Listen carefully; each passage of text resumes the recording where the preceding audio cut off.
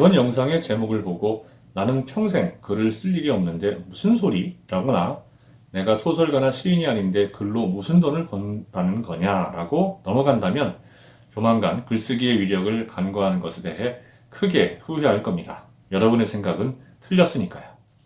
자, 한번 여러분의 일상에 대해서 가만히 떠올려 보자고요. 여러분이 연예인이나 프로 스포츠 선수라면 이 이야기를 들을 필요가 전혀 없습니다. 하지만 평범한 회사원일 가능성이 높겠죠. 회사에서 일상에서 글쓰기가 전혀 쓸모가 없던가요?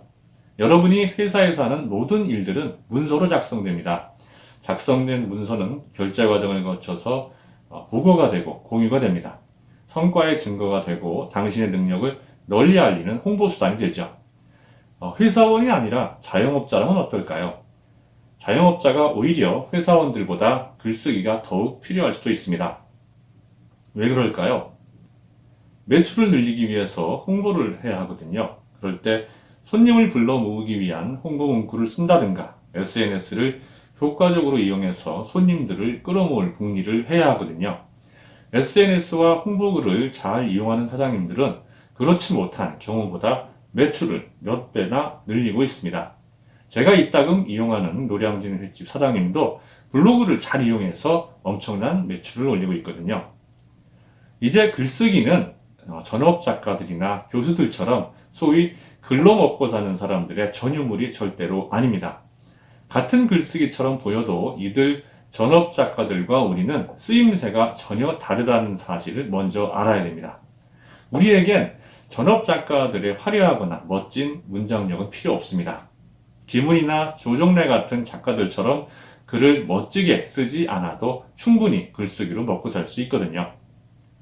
글쓰기의 위력이 더욱 강조되게 된 결정적인 이유는 컴퓨터와 스마트폰을 매개로 한 SNS의 확대입니다.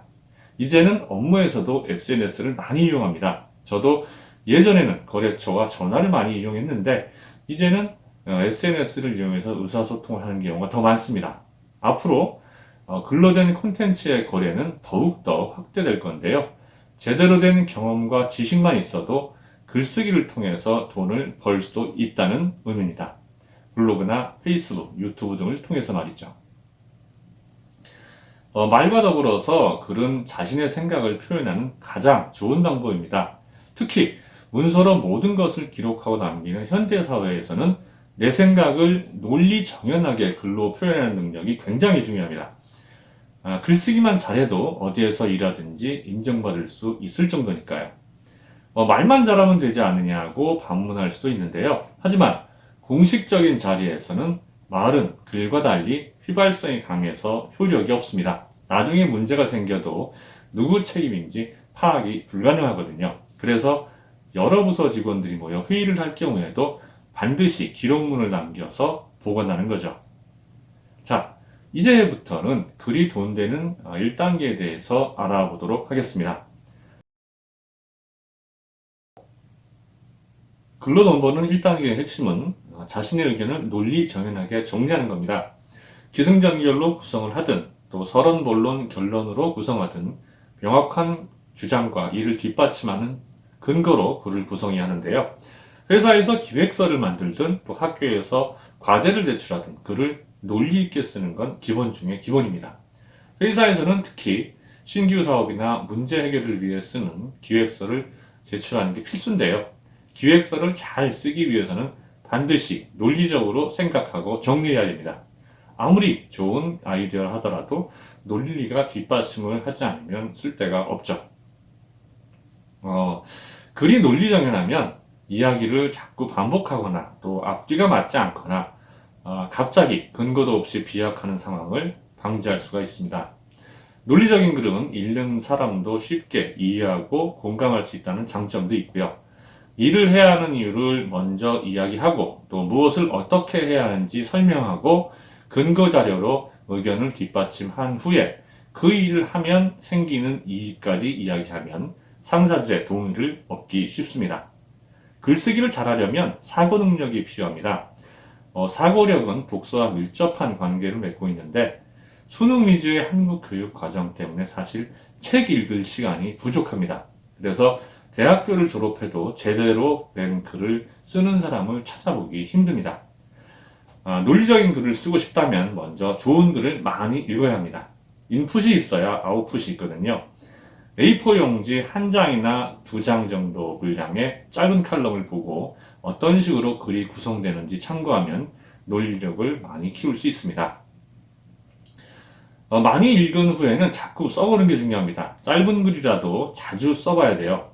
처음에는 일기, 또 여행문, 독후감 등 쉬운 글을 써보는 게 좋습니다. 쓰다 보면 어휘력도 늘고 문장력도 늘고 또 어떻게 써야 할지 감이 생깁니다.